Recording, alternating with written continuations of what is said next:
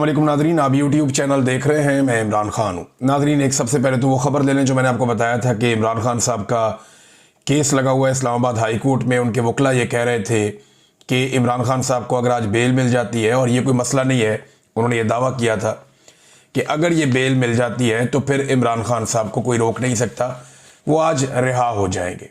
लेकिन हुआ क्या, जिसका खदशा था, जो मैंने आपसे कहा था कि जब तक इस्लामाबाद हाई कोर्ट में चीफ जस्टिस सरफराज डोगर साहब हैं, एस्टेब्लिशमेंट को या इमरान खान के दुश्मनों को कुछ भी फिक्रमंद होने की ज़रूरत नहीं है, क्योंकि डोगर साहब किसी भी लेवल तक जाएंगे एस्टेब्लिशमेंट को सर्व करने के लिए, ऐसा अब दिखाई देता है।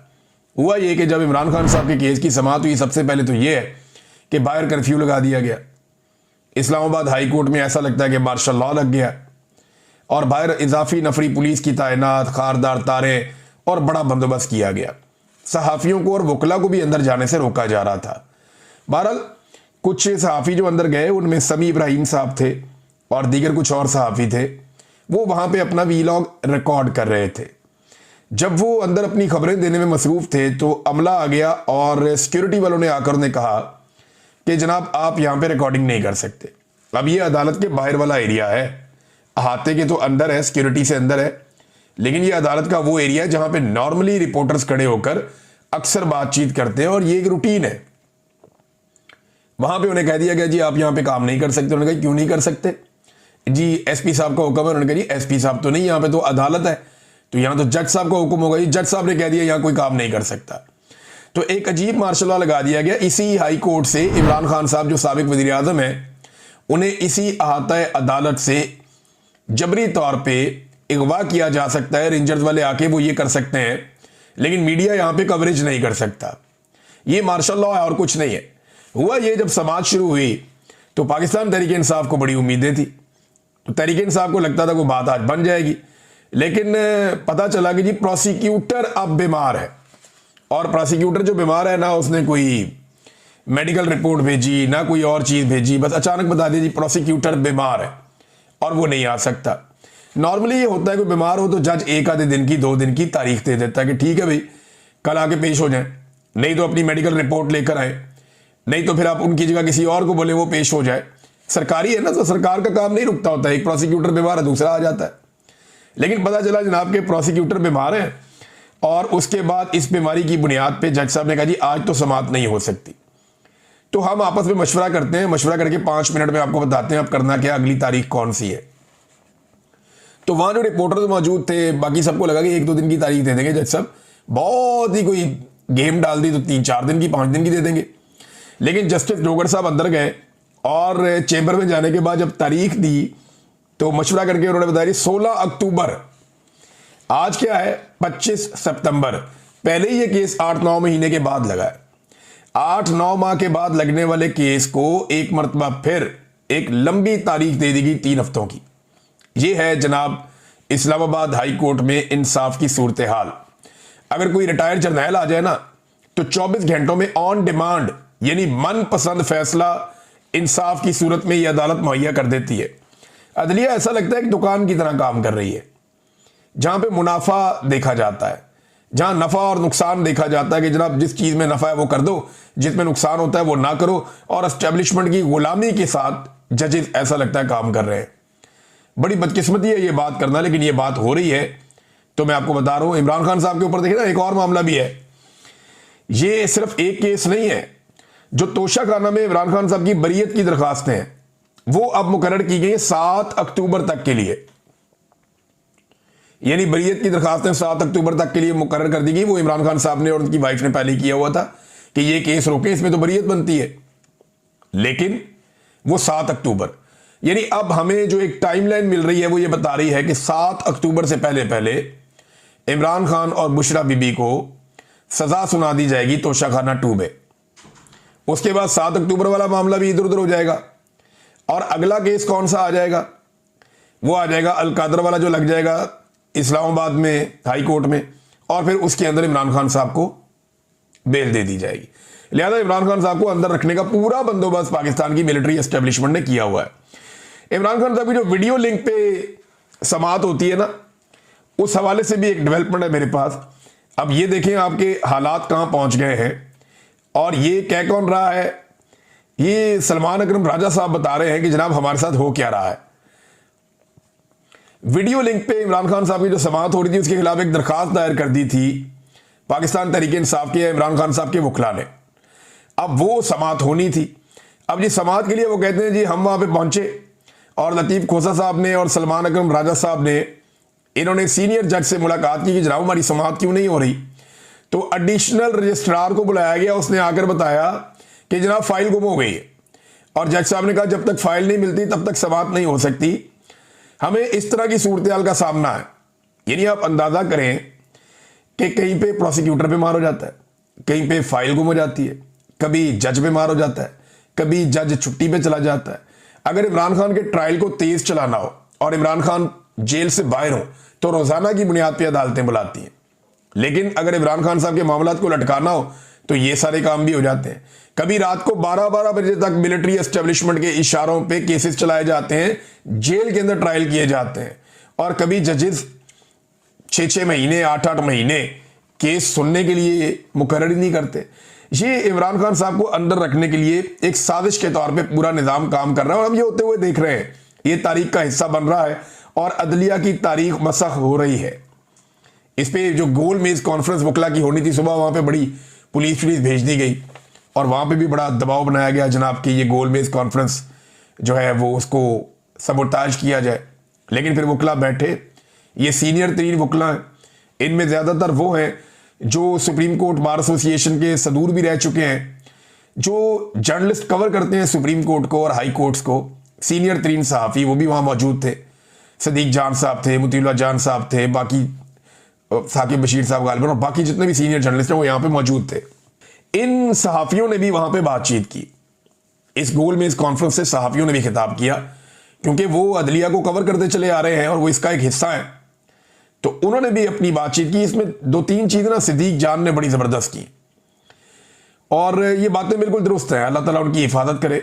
नंबर 1 उन्होंने कहा जी कि अब पहले तो ये होता था ना वकील अच्छा कर लो, फिर होता था जी वकील करने की क्या ज़रूरत है, आप जज ही कर लें।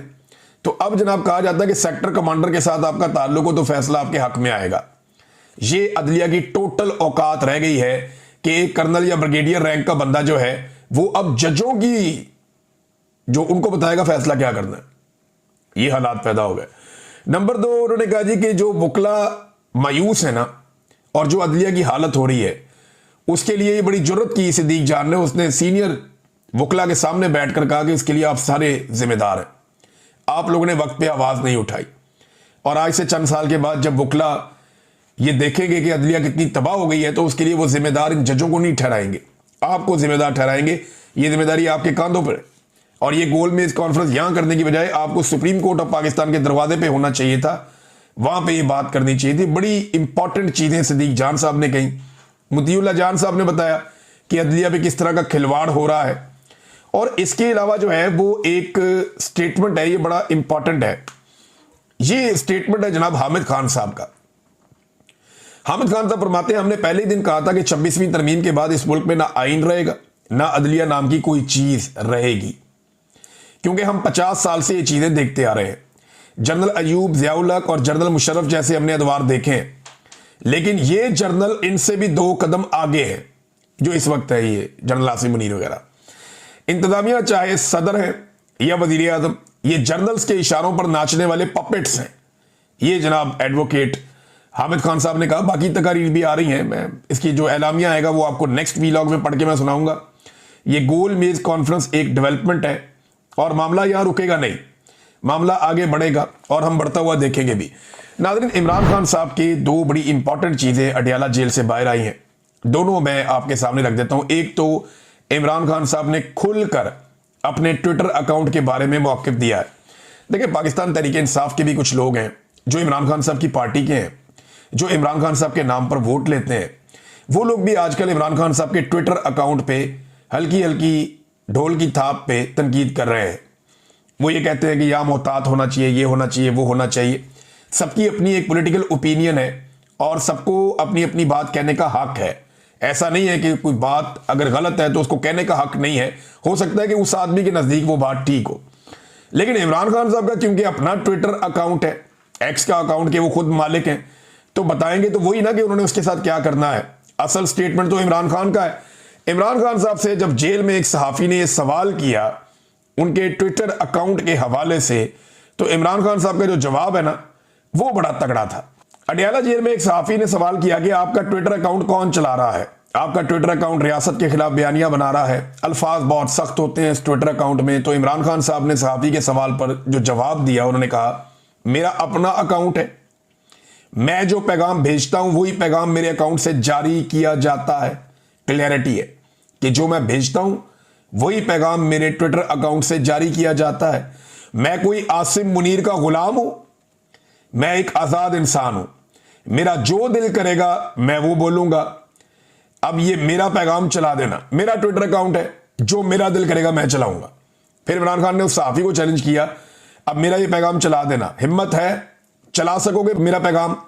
तो सहाफी बेचारे कहां चला सकते हैं, खबर ही बाहर नहीं निकलती। वो बेचारा सहाफी बाहर आगे चुप करके बैठ गया, उसने कहा बात ही ना बात किसी को पता चले। तो इमरान खान की बहन ने और बाकी लोगों ने बाद में कंफर्म किया कि जनाब इनके साथ ये हुआ है वहां पे जेल के अंदर।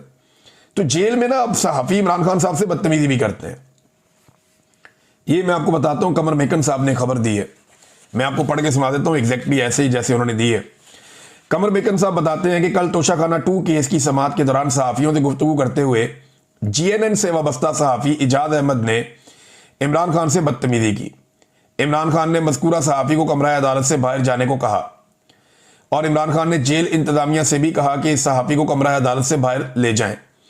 इमरान खान के तवज्जो और जवाब ना देने पर सहाफी इजाद अहमद तू मैं पर उतर आए और इमरान खान से बदतमीजी करना शुरू कर दी, जिस पर इमरान खान ने सहाफी को कहा मुझे मालूम है कि तुम 3-4 सहाफी कर्नल की इजाज़त से अंदर आते हो, कर्नल के सामने नंबर बनाने के लिए बदतमीजियां करते हो, ये सहाफत नहीं घटियापन है।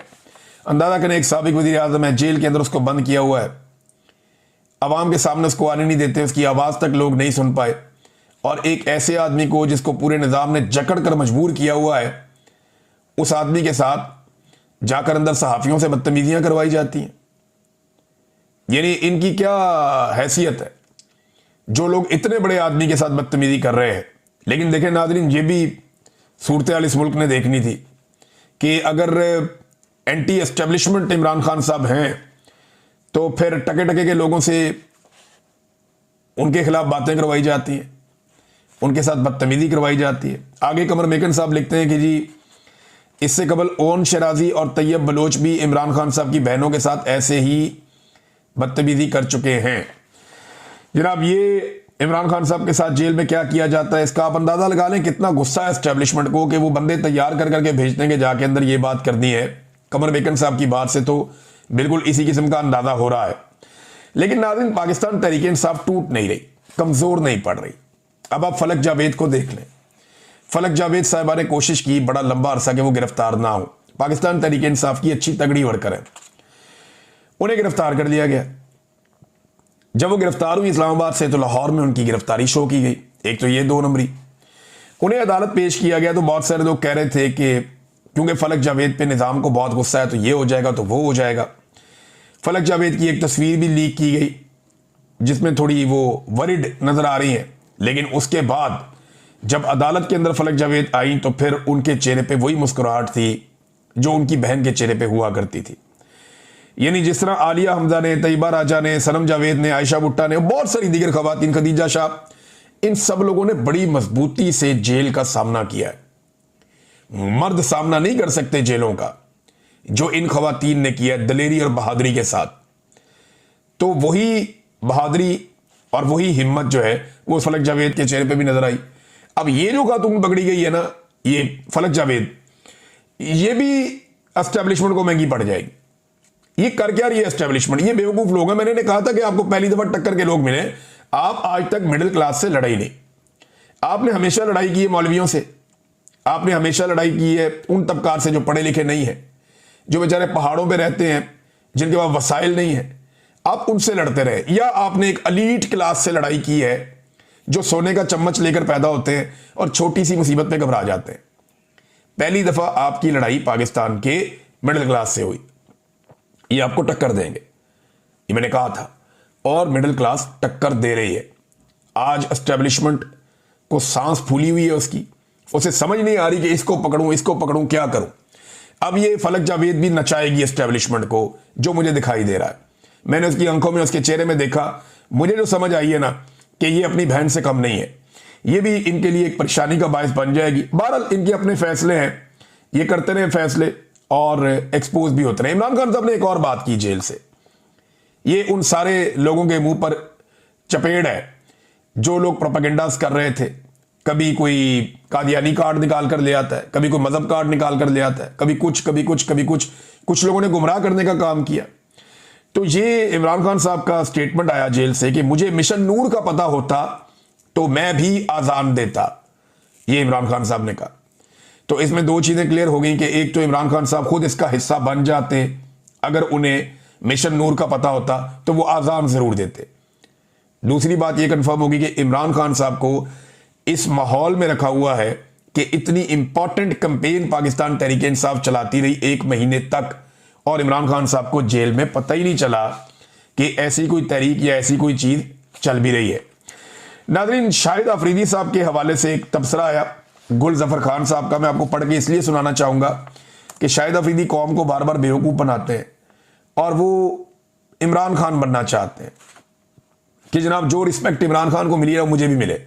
देखें, इमरान खान ने अगर फलाई काम किए तो मैं भी कर रहा हूं, इमरान खान अगर इस तरह था तो मैं भी इस तरह हूं। तो इनको बहुत शौक है इमरान खान बनने का, इमरान खान जैसा फैन क्लब हासिल करने का, या इमरान खान की तरह बड़ा लीडर बनने का। अब जरा ये चेक करें, लेकिन तारीख की गलत तरफ खड़े ना शाहिद अफरीदी। गुल जफर खान साहब क्या कहते हैं? वो कहते हैं शाहिद अफरीदी से वादिया तीरा में बमबारी से शहीद बच्चों की मजम्मत के बारे में सवाल किया गया। ये प्रेस कॉन्फ्रेंस में सवाल हुआ था, जवाब में बिल्कुल मजम्मत नहीं की गई। याद रहे, शाहिद अफरीदी का ताल्लुक उसी जिले से है जिसमें बमबारी से 32 अफराद शहीद हो चुके हैं। मुश्किल में मजलूम के साथ खड़ा होना गैरतमंद की निशानी है। ये गुल जफर खान साहब पाकिस्तान तहरीक इंसाफ के लीडर हैं, उन्होंने ये बात की है। अब देखें मामला क्या है। शाहिद अफरीदी साहब, अगर ये मामला कोई छोटा मोटा भी होता ना, कि सूबाई हुकूमत की गलती होती या किसी और की होती, तो फौरन साथ खड़े हो जाते पूरी ताकत के साथ। लेकिन जहां एस्टेब्लिशमेंट आ जाएगी वहां पे इनके पर जलना शुरू हो जाते हैं। ये इमरान खान बनना चाहता है, लेकिन जमीन आसमान का फर्क है। यानी इमरान खान ने पहले दिन से गलत को गलत कहने की जुर्रत दिखाई है कि ये गलत है, तो इमरान खान ने कहा कि गलत है। और इमरान खान एस्टेब्लिशमेंट की वजह से नहीं बना, इमरान खान पहले बना, बाद में एस्टेब्लिशमेंट के साथ उसका पाला पड़ा। वो गलत को गलत कहने की जुर्रत होनी चाहिए। जो अस्करी टाउट है, ये बूट की 4 दीवारी से बाहर निकल के सोच नहीं सकता, ये बूट के बॉक्स में बंद होता है, ये बाहर नहीं निकल सकता।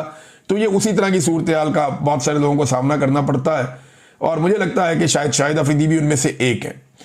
नाज़रीन, अवामी एक्शन कमेटी और हुकूमत के बीच में कुछ मुज़ाकरात हुए हैं। अवामी एक्शन कमेटी आज़ाद कश्मीर वाली, हमने ये याद रखना है क्योंकि उनके दिन करीब आ रहे हैं। 29 तारीख को, 27 को पाकिस्तान तहरीक इंसाफ का जलसा है हफ्ते वाले दिन, और 29 तारीख को पीर वाले दिन से अवामी एक्शन कमेटी एक बड़ी एहतजाजी मुहिम का आगाज करने जा रही है आज़ाद कश्मीर में। और हुकूमत के लिए ये एक बहुत बड़ी मुसीबत बनी हुई है, एस्टेब्लिशमेंट के लिए भी। पहले एस्टेब्लिशमेंट ने अपने सारे हथियार आजमाए, अपने सारे चले हुए कारतूस इकट्ठे किए और उन्हें कहा जलसा कराओ। स्टेज के ऊपर बंदे ज्यादा थे, जलसा गाह में कम थे। 90% कुर्सियां खाली पड़ी हुई थी। 5 वजीर आजम उन्होंने इकट्ठे किए, एस्टेब्लिशमेंट ने अपने नवाजे हुए। 500 मिलकर जो है ना, वो 500 बंदा नहीं इकट्ठा कर सके, तो बेड़ा ही गर्क हो गया जलसे का। तो एस्टेब्लिशमेंट नाकाम हो गई। उसके बाद रैली निकालने की कोशिश की आसिम मुनीर साहब के फोटोज के साथ, तो वो किसी ने ड्रोन से फुटेज बनाई, वो 50-60 बंदे थे, वो भी एक्सपोज हो गए। तो अब अवामी ताकत से तो मुकाबला कर नहीं सके वो अवामी एक्शन कमेटी का। अब उन्हें यह लगता है कि अवामी एक्शन कमेटी को मुज़ाकरात के जरिए काबू करते हैं, तो भिजवाया गया तारक फजल चौधरी साहब को और अमीर मुकाम साहब को। इन्होंने जाके बातचीत की तो कामयाबी नहीं हुई। बहरहाल अवामी एक्शन कमेटी अपने मुतालबात पे और मामलात पे डटी हुई है, और वो ये कह रहे हैं कि जी हम अपना एहतजाज जिसका हमने ऐलान किया है वो जरूर करेंगे। अब फर्दर क्या होता है आपको बाद में रिपोर्ट करता हूं। अब तक के लिए इतने, अपना ख्याल रखिएगा, अपने चैनल का भी। अल्लाह हाफिज।